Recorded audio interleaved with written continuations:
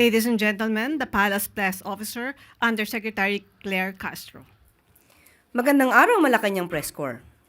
2026 National Budget, nilagdaan na. Formal nang nilagdaan ni Pangulong Ferdinand R. Marcos Jr. ngayong araw sa Malacañang ang General Appropriations Act para sa fiscal year 2026.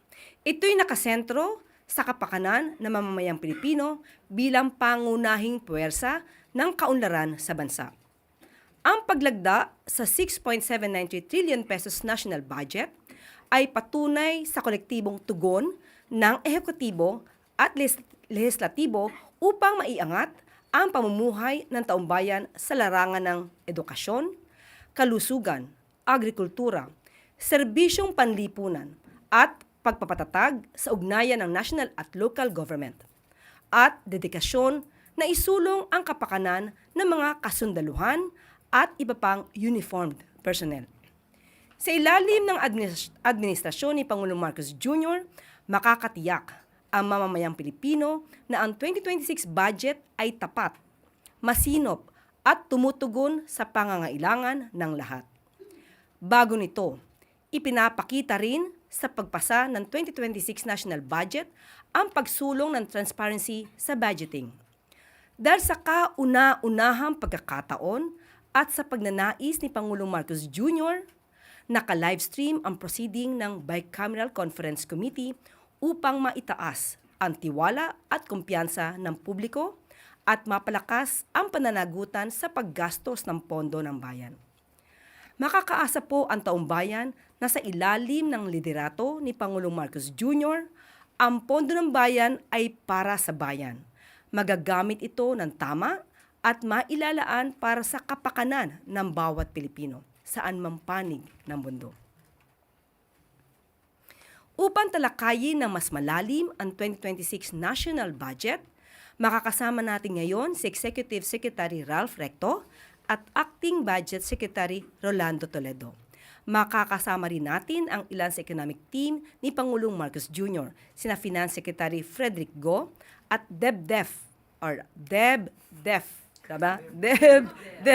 Secretary Arsenio Balisacan. Magandang umaga po mga kalihim. Secretary Ralph. Thank you. Yes. Maraming salamat, Yusek Claire. Magandang araw po sa inyong lahat. We opened the year with so much hope brought about by the newly signed General Appropriations Act of 2026 na hindi lang basta-basta pinirmahan, kung hindi isinuri, inupuan, at pinag-aralan ng mabuti. And so we thank our colleagues in Congress and the Office of the President and the DBM for their sleepless nights during the break, helping the President comb through every line, every provision of the budget. Because this is what the Filipino people deserve, a budget that is rigorously reviewed and not rushed. I also commend Congress for the meaningful reforms it pursued to strengthen transparency and accountability in the budget process.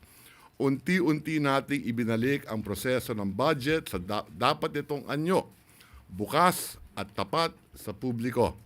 We also thank our lawmakers for the close, constructive work they did with the executive to deliver a budget that puts the Filipino people at the center of growth. Ito ang budget natin, budget ng bawat Pilipino. For this budget represents an unprecedented investment in the Filipino people. Education, healthcare, agriculture, and social services are at their highest levels in history. It is investing where it matters most, in the classrooms, in the health centers, in the farms, in our communities, and in the future of Filipinos. It also strengthens national-local cooperation so that development reaches every province, every city, every municipality, every barangay. At pinagtibay rin nito ang ating pangako sa kapakanan ng ating mga kawal, pulis at uniformadong hanay na araw-araw naglilingkod at nagbubuwis ng kanilang buhay para sa bayan.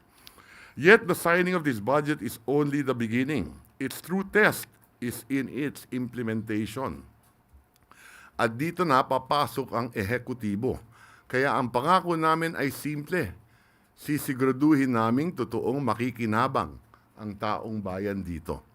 We built a budget that is clean, disciplined, and responsive, and we will implement it with integrity, constant vigilance, and sense of urgency. Hihigpitan natin ang pagpapatupad nito. We will make sure that what is written in law will be built on the ground, visible, trackable, and valuable to the people. Through this budget, we want our people to see, not just hear, that this government is careful with their hard-earned money, serious with its promises, and faithful to its duty. Ito po ang simula ng isang taon na mas maayos at mas makatarungang paggamit ng pondo ng taong bayan. At isang bagong taon na may mas maraming konkretong dahilan upang maniwala sa bagong Pilipinas na sama-sama nating itinataguyod. Ulit, maraming salamat po. Happy New Year sa inyong lahat. Bago po tayo tumanggap ng katanungan, Secretary Toledo, meron po ba kayong paunahing pananalita o tatanggap na po tayo ng questions? Siguro enough na yung ni Secretary Recto opening remarks niya, so probably we can proceed now with the Q&A. Okay, thank you po. Okay, ang unang katanungan ay manggagaling kay Katrina Domingo, ABS-CBN. Secretaries, good morning. Happy New Year. Ano-ano po yung exact items that were vetoed by the President that constitute the 92.5 billion pesos that was removed from unprogrammed appropriations? There are, I'll take this question. There are roughly 10 items in the unprogrammed fund. Ang tinanggal yung budgetary support to GOCCs, ang halaga niyan roughly 6,895 million. Yung fiscal support sa CARS program na 4.320 billion. Insurance for government assets na 2 billion. Prior years LGU shares na 14 million. RACE program, 250,000. GOP counterpart sa foreign assisted projects sa 35 billion 769 million. Payments of PS requirements na 43 billion 245 million na nakapaloob na sa iba't ibang ehensya ng pamahalaan. At natanggal na rin naman, I think during yung sagip, wala na yung 80 billion na sagip, wala na rin yung Nampeday property na 210 million, public health emergency benefits na 6.7 billion, Marawi siege victims compensation under the NEPDEN was 2 billion. Ang natira na lang ay support, tatlong item na lang ang natira. Support to foreign assisted projects, 97 billion 305 million. Revised AFP modernization program na 50 billion. At risk management program na 3.6 billion. So ito yung natira sa unprogrammed fund. Roughly 150 billion 905 million na more or less katumbas ng unprogrammed fund noong 2019. Sir, follow-up question. Sir, the President promised the judicious spending of taxpayers' money under the 2026 national budget. What is the administration doing to police, if not totally temper, the grant of excessive bonuses, either to lawmakers, to cabinet secretaries, or anyone in government in general? Especially these were recently flagged by several lawmakers in recent weeks. Well, in the executive branch, wala naman excessive bonuses to begin with, no? Pangalawa, kung ang tinutukoy po ninyo ay yung budget ng Kongreso, nung nakaraang taon, ang budget ng Kongreso, kung hindi ako nagkakamali, ay 50 billion. 50 billion and correct. In 2025 GAE, ang Kongreso ay may budget ng 50 billion. Sa taong 2026, ang budget ng Kongreso ay 38.6 billion.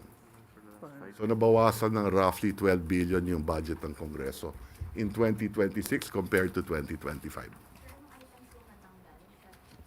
Sorry, sir. Anong items po yung natanggal under nung 12 billion that was removed from Congress? This is both for the House and the Senate, right? That is correct. For the House and the Senate and Commission on Appointments and Senate Electoral Tribunal.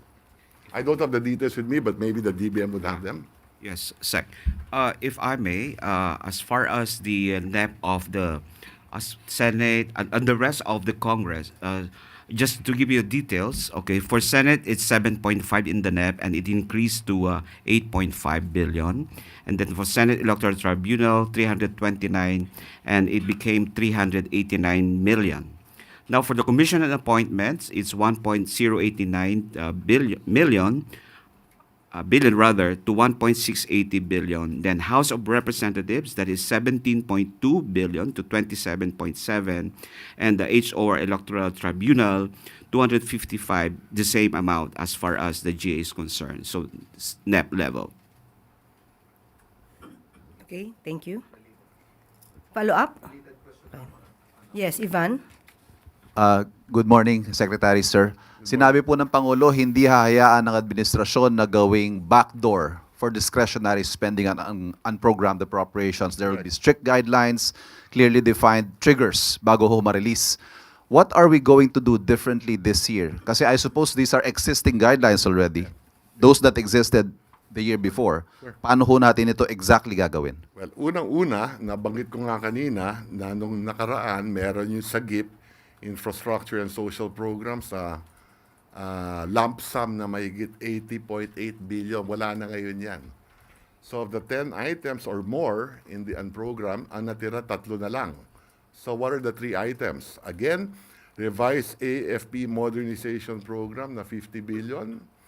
Yung risk management program na 3.6. Ito'y patungkol sa mga contingent liability natin sa PPP.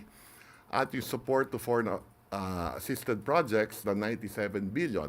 Ang pagkaintindi ko dito sa support to foreign assisted projects, ang loan proceeds, karamihan dito ay yung mga that did not make the cut nung ginawa ang budget for 2026 na in the pipeline. So hindi napasama sa program yan dahil wala pang maliwanag, kaya nasa unprogram yan. So ito yung mga that did not make the cut nung ginagawa ng DBM yung budget for 2026.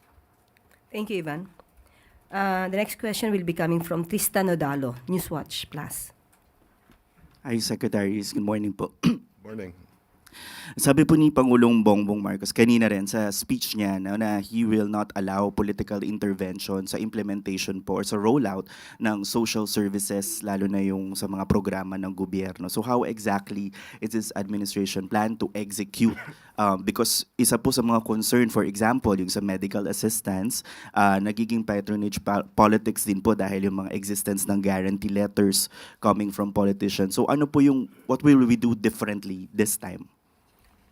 Kung hindi ako nagkakamali, there is a special provision in the budget or a general provision in the budget na bawal yung mga politiko during the actual disbursement or the actual pamimigay nito sa mga kababayan natin. So susundan natin yung guidelines na yan under the General Appropriations Act of 2026. Wala yan dati. So ngayon nandiyan yan, susundan natin yung guidelines na yan. And one follow-up na lang po.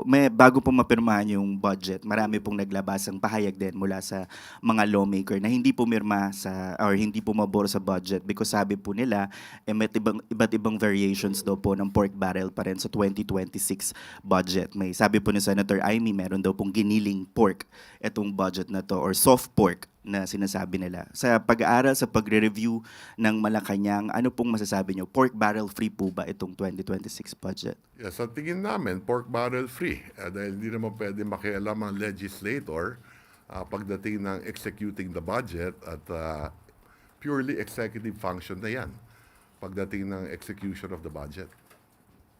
Thank you. Okay, thank you, Tristan. Next question will be from Clay Pardilla.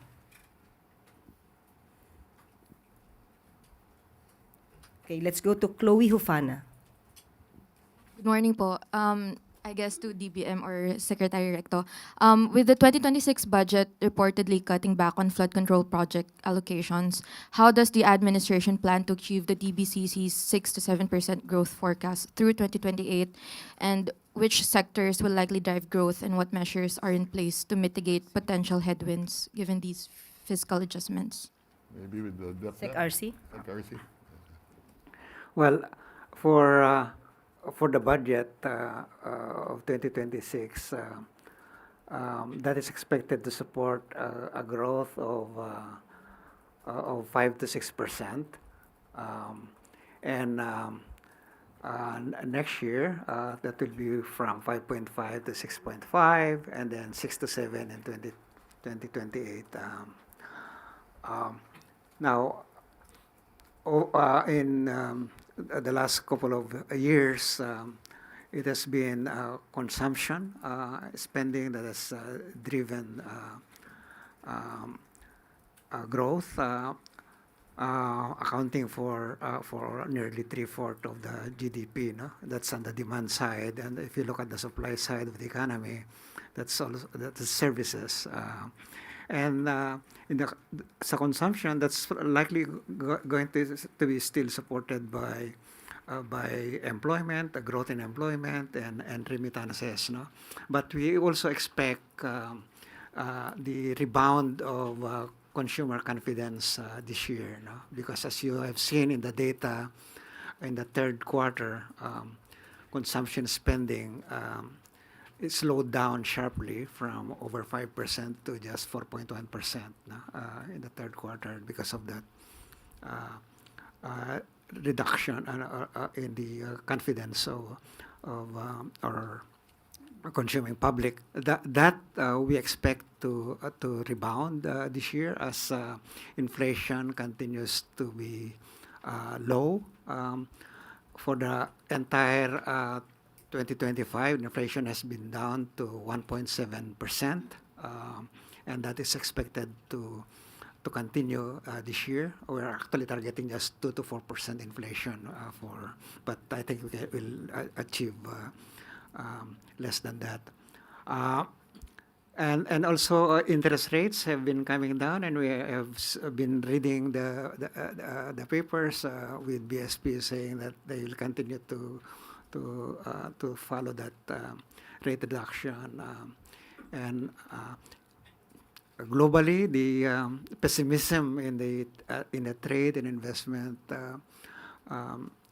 regime of many countries was not as bad as we thought it was last year with the sharp increases in tariffs initially by the U.S. and so I think that there are favorable forces moving that we are seeing moving forward, and so we do expect that the broad economy will grow sufficiently strong, especially toward the second half, I think, of the year. We probably will still see some residual effects of the events last year in the first half of the year. Follow up lang po. Magre-revise po ba tayo ng growth targets? Well, the last one we have done, but we have not yet released it's not been officially released yet. But we have done some work and some discussions and decisions last December. Actually, that's the DBCC, and the numbers that I mentioned, the GDP numbers, reflect those decisions. Thank you, sir. Thank you, Chloe. Evelyn Quiros, Filipino Mirror. Good morning. Kay Secretary Toledo po, yung clarification lang po sa question kanina na nabanggit po ni Pangulo yung we will not allow unprogrammed appropriations to be misused. Sinabi po na i-release lang po ito upon validation. Pwede pong malaman sino pong magva-validate? May committee po ba dito? Okay. So yung pag-validate yan, of course, aside from that validation, we need to, of course, kailangan natin ma-meet yung requirements or even triggers. One is when we have excess revenue, that's the time that we can also unlock that program appropriations. At the same time, kung mayroon na tayong perfected loan para sa ating mga foreign-assisted projects. So, mean to say, kung foreign-assisted project yan, that's already validated by the ICC. It passed through the process of evaluation, at the same time, approval. So, I guess with that, the foreign-assisted project, no need to validate. But as to the ating mga releases other than that, we need to look at, of course, yung process natin as to the yung aming ginagamit din sa pag-evaluate ng ating budget when we prepared the budget.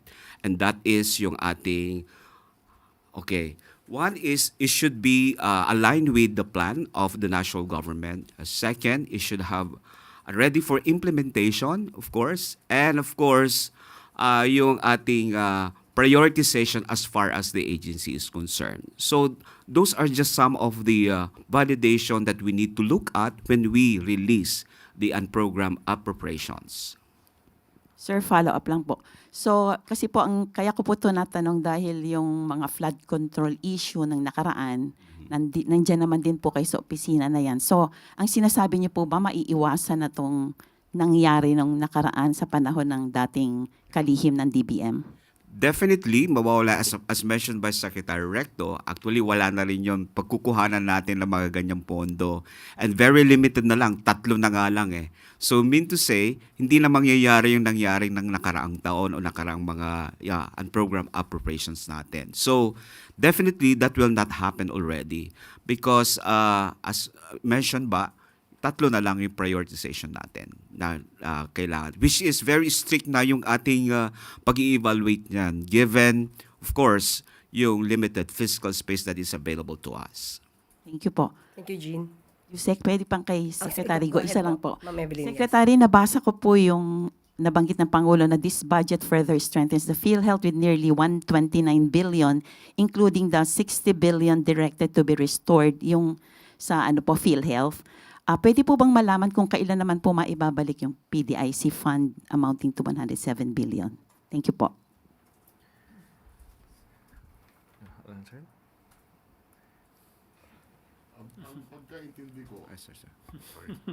Ang pagkaintindi ko, yung utos ng Supreme Court ay para sa PhilHealth lang at wala sa PDIC. At yung sa PhilHealth naman, nakapaloob na sa 2026 budget as directed by the President last September pa lang. At yun nga, may decision ng Supreme Court na ilagay sa 2026 budget. I think I'll just add one more. The dispositive portion of the Supreme Court decision only talks about PhilHealth. Thank you po, Sec. Yes, thank you, Evelyn. Ms. Jean Mangalus of philstar.com. Good morning. Question to Secretary Toledo. Representative Tino accused the Congress of moving 43 billion pesos of mandatory personal benefits into the UA. Can you get a clarification from the DBM about this?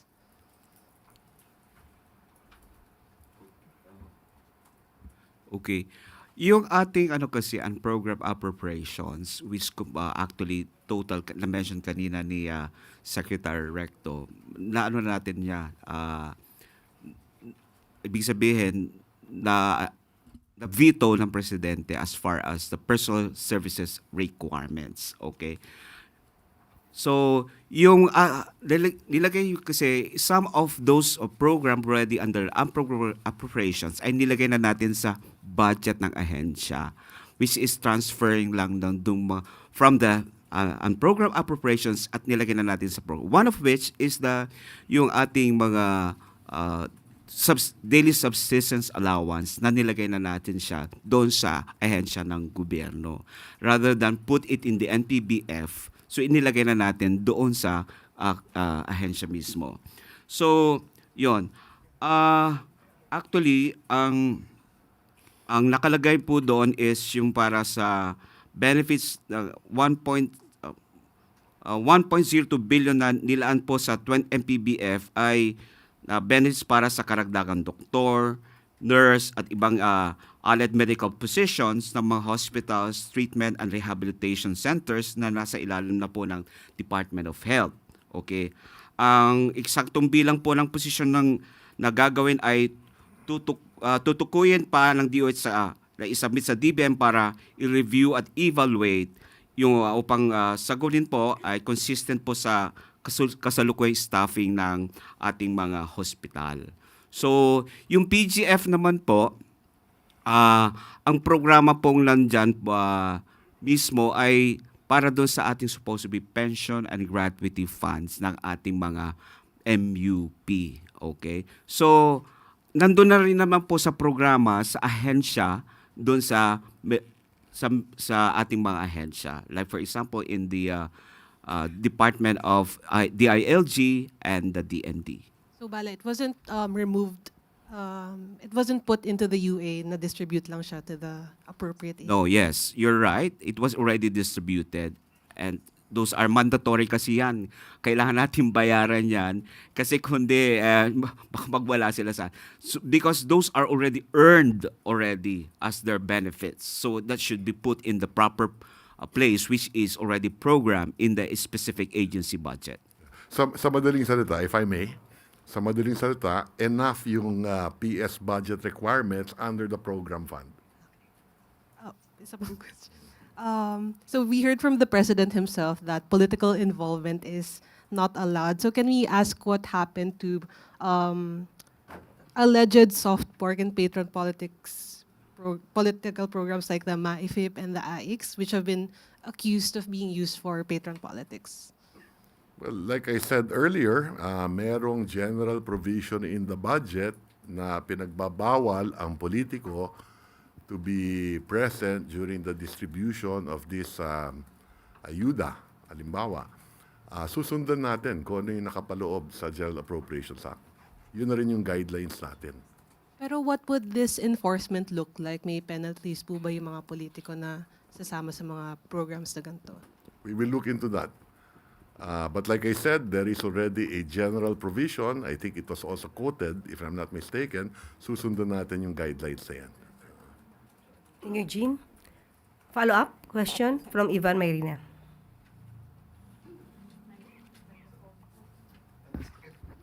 But Secretary Recto, sir, hindi naman ho kailangan ng physical presence ng politiko para mag-intervene sa mga ayuda, if I may use that word. Hindi ho ba? So paano ho kaya mas matitiyak na hindi nga nakikialam itong mga politiko? Since nandyan pa rin po yung mga MAIFIP and other... Ang masasabi ko lang dyan ay meron batas na may general provision under the General Appropriations Act na susundan natin. Something that wasn't there previously? Hindi tayo dadagdag sa batas, hindi rin tayo babawas kung ano man ang nakalagay sa batas. Eden Santos. Good afternoon po, ES Recto or DBM Secretary Toledo po. Linawin lang po natin, may budget pa rin po ba sa flood control project for this year? Kung meron po magkano, if there is none, paano po ang gagawin ng Pangulo para po matugunan yung mga malawakang pagbaha na kumitil sa buhay ng ating mga kababayan at sumira po sa mga ari-arian, gayon din sa agrikultura at sa infrastruktura? Mayroon pa rin tayong budget for flood control but specific for the foreign assisted project only. That's around 15.7 billion. So, because meron na tayong mga kontrata na dapat sundin at dapat ma-implement yung project according to the plan as far as the project is concerned. Ano pong mga particular na mga flood control projects itong mga to? Right now, I don't have, pero we can, anyway, we'll publish naman na yung ating GAA so you can browse it to our GAA. What are those flood control projects under the foreign assisted project? So right now, I don't have a copy of that specific project for flood control. Kahit silang po, wala po kayong natatandaan. Okay. This, yung, ano,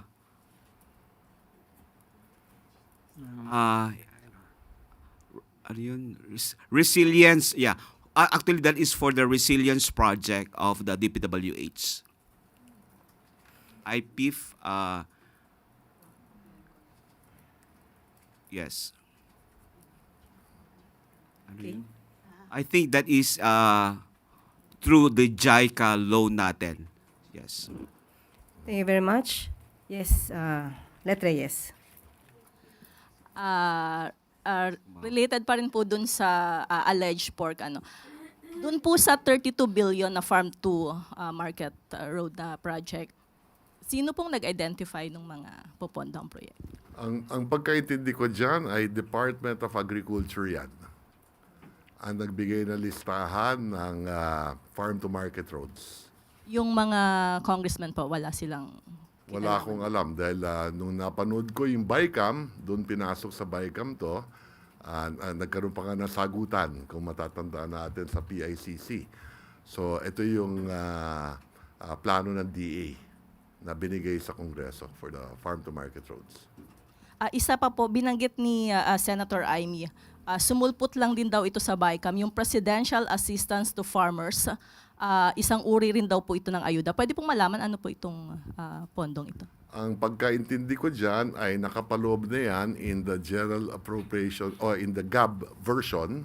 If I'm not mistaken, meron ng roughly 10 billion ata yung kung di ako nagkakamali. Yan ay assistance sa farmers dahil minsan ang presyo ng bigas or ang presyo ng palay ay 12 pesos per kilo. I think we want to maintain the farm gate prices roughly at 18 pesos. Yun ang diferensya dyan. Binabayaran natin yung diferensya. Thank you, Let Narciso. Tulong yan para sa ating magsasaka.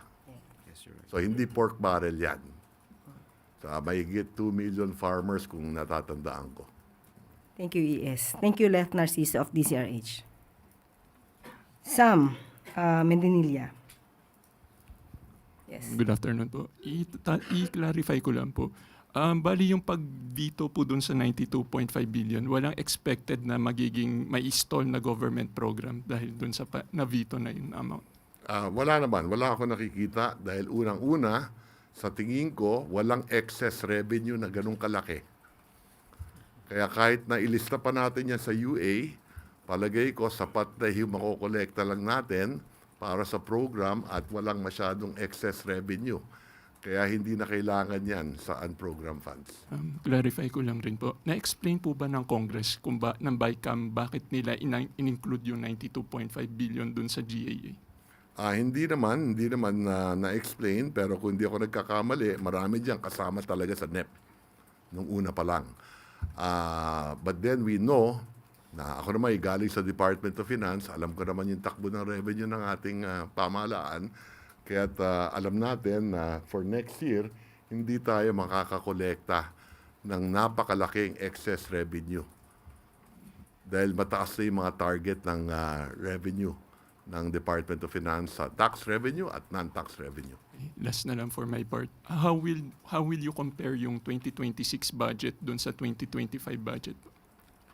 Mas maayos ang 2025 budget at sisiguraduhin natin na 2026 budget, sisiguraduhin natin na meron ding conditional release kung titignan natin yung nabanggit ng Pangulo kanina. So may mga budget na tinaasan, pag-aaralan natin yan kasama ang DBM bago natin i-release yan. So remember, when you pass a budget, and in this case, the budget is roughly 6.8 trillion, or to be exact, 6.793 trillion. Hindi naman ibig sabihin January 1, nandiyan na yung perang yan. So kukolektahin pa natin yung revenue na yan. At yung deficit, yung kulang na roughly 1,650 billion, more or less, ay uutangin pa yan. No? So having said that, meron tayong cash flow na susundan at doon natin titignan ang lahat ng i-release natin, siguraduhin natin ano yung most efficient or highest multiplier effect, what will increase productivity among Filipinos, anong makakapagbigay ng trabaho, makakapagtaas ng income ng ating mga kababayan, yan ang mga i-release natin. Kasama na dyan, syempre, sa edukasyon, kalusugan, agrikultura na napakahalaga. Thank you po. Okay, Alexis Romero, Philippine Star. Related po dun sa naunang tanong. Kasi nung SONA po nabanggit ni Presidente na he would rather have a reenacted budget rather than one that is not in line with his policy priorities. At yun yung naging issue po ng 2025 budget. Yung budget po ngayon, given na may vetoed items, can we say that this reflects or this is more consistent with the policy priorities of the admin compared to the previous one? Yes, that is correct. So hindi siya mangled na yung tipong unlike yung before na maraming changes sa budget proposals sa NEP. Like I said, kung meron man amendment at meron ngang amendment, natural lang, dahil trabaho ng Kongreso yun, ang trabaho ng executive is to implement or to execute the budget. So titignan din natin lahat ng increases na proposed amendment at susuriin natin na mabuti kung dapat ba to ay may release o di kaya wag i-release. Isa na lang po. In addition, just to what was vetoed is the unprogrammed appropriations, is not from the program appropriations. So, hindi siya maatala yung ating mga programa na inaprubahan ng Presidente. For the record na lang po, yung DPWH budget dun sa final budget law versus po sa NEP, ilan po yung na-trim dun sa allocation po ng Public Works?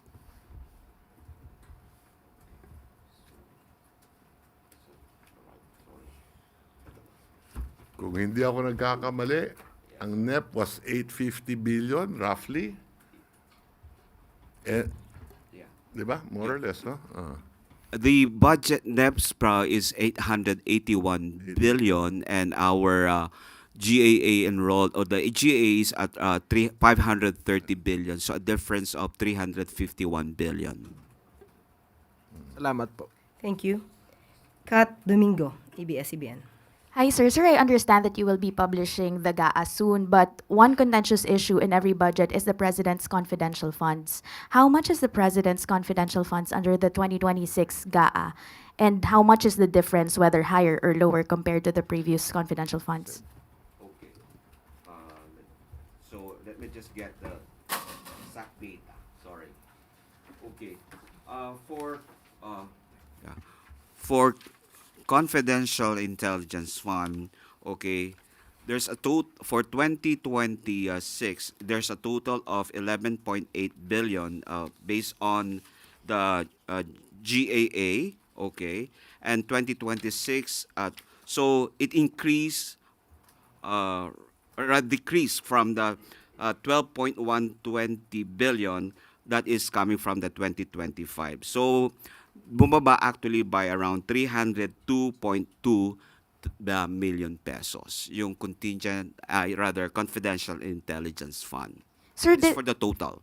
Sir, despite the 302.2 decrease, 11.8 billion is still a huge amount that will not be liquidated as thoroughly as regular line item budgets. How does the palace reconcile that kind of seeming irony when the president promised a more transparent, a budget that will be more judiciously spent?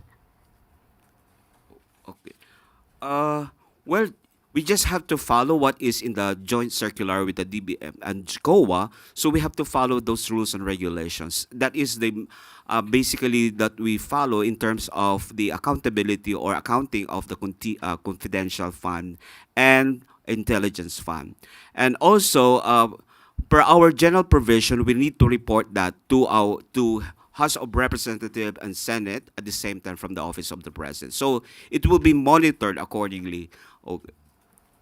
Yung 11 billion na nabanggit, hindi lahat yan Office of the President. Yeah. It's a total, sir. Thank you. Total. Thank you, Sec. Okay. Sir, for the OP alone, Okay, how okay. much? Okay, for the OP alone, the same level as in 2025, that is around 4.5 billion pesos. Sir, same question. Bakit po hindi significantly binabaan when the public is clamoring, has been questioning the spending of the confidential funds, has been clamoring for a more transparent budget? Bakit po hindi significantly tinapyasan? Go, sir. Yeah.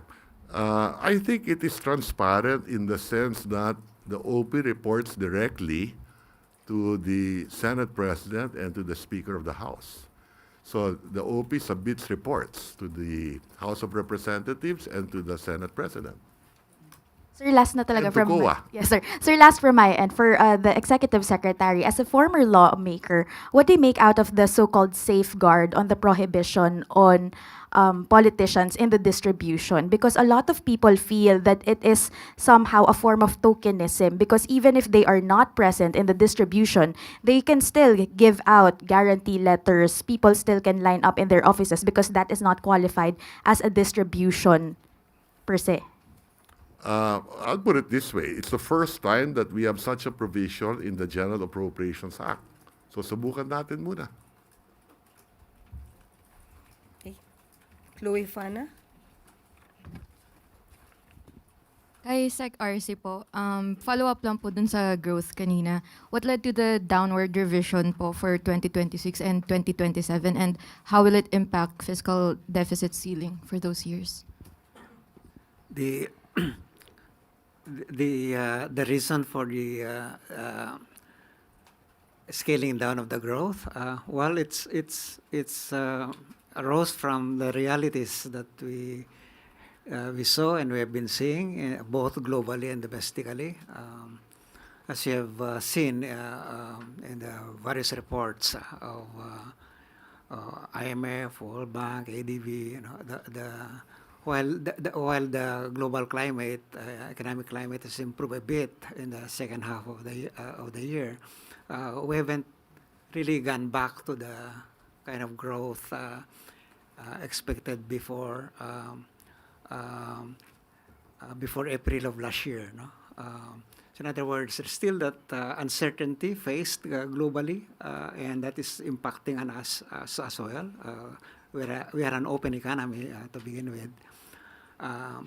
Secondly, as I mentioned earlier, the developments last year are likely to still to be felt this year, although in a diminishing effect. So we expect growth perhaps in the first quarter to be, or at least in the first half to be still quite not as rosy as we would want it to be. But I think that with the governance, the improvements in the systems that we are putting in place, as reflected in the budget and in the various offices, we expect to see faster growth toward the second half and the succeeding years. Also, I think that as I mentioned earlier, what makes I think this year and next and hopefully even further down is that we are realizing what we want to happen, and that is a growth that is not just fast, but it's more inclusive. I think the focus on health, education, social protection, job creation, that will tremendously improve inclusivity. And if you can improve inclusivity, we can have faster poverty reduction even without substantially raising growth. Because our history is that we have fast growth in some years, but that was not associated with fast poverty reduction because they were it's exclusive growth. It was only benefiting a small section of our population. I think the budget that we have passed, and we hope that this kind of budget will continue in future budgets, reflects that desire to have a inclusivity as part of our lens when we look at economic development. Thank you. Thank you. Jerome Morales, Bloomberg News. Good morning to our secretaries. Related to growth, we understand the numbers are coming in, but what was the likely 2025 GDP growth versus our target before? And also to our econ managers, what impact do you see what happened in Venezuela? How are we safeguarding our economy from potential impact of this recent global uncertainty? Thank you. Growth. The emerging growth scenario for 2025 is something like 4.8 to 5%. But if you achieve 5% for the entire year, because the first 3 quarters average is already 5, no? That still puts the economy into one of the fastest growing economies in Asia. In ASEAN, that will put us next to Vietnam, with Indonesia close by. With respect to the impact of the Venezuela, there is hardly nothing. I don't think that there's any going to be perceptible effects on us. Unless that will have some, duplications elsewhere. If it's emboldened some other governments to do similar things, then of course that will have the indirect effects on us. But as it is, our link directly or indirectly with the Venezuelan economy is not strong. Thank you. Alexis Romero? I-follow up ko lang kay Secretary Toledo regarding the more than 300 billion reduction po from NEP. May we just know the reason behind the reduction sa public works po? And then saan po na-allocate yung mga funds na tinanggal doon sa DPWH? Okay. So the very source of that, when they have their meeting with the Committee on Appropriations, I think that was also offered as the reduction from the DPWH, okay, and then adjustment coming from what they call the prices ng kanilang mga materials. So those are the sources, or doon siya nanggagaling yung reduction as far as the DPWH budget is concerned. And it was channeled to what funds? Well, allocation. If you'll notice, there are some increases in the different departments and agencies. So we cannot exactly say ito ay napunta dito sa ahensyang ito. But you can see in terms of the increases of the different departments and agencies. Basically, doon sa ating mga priority na ahensya like education, agriculture, health, and even from the social services sector. Salamat po. Last question will be from Ivan Mayrina. So just to add to that, so the biggest one is the flood control, na 250.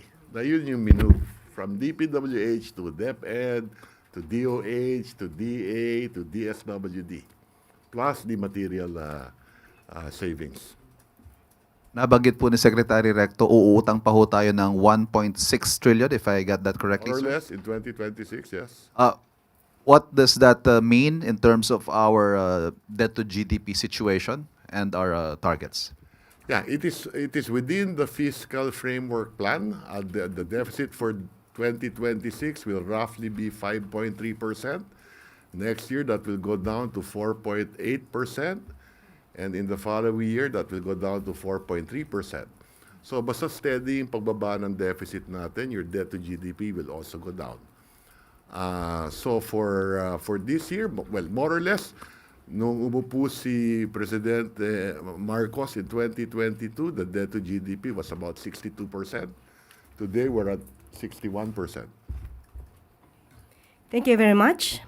And that concludes our press briefing. Thank you very much, ES Recto, Secretary Rolando Toledo, Secretary Frederick and Secretary Arsenio Balisacan.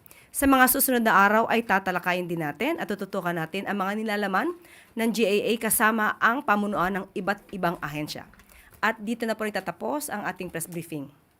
Magandang araw para sa bagong Pilipinas.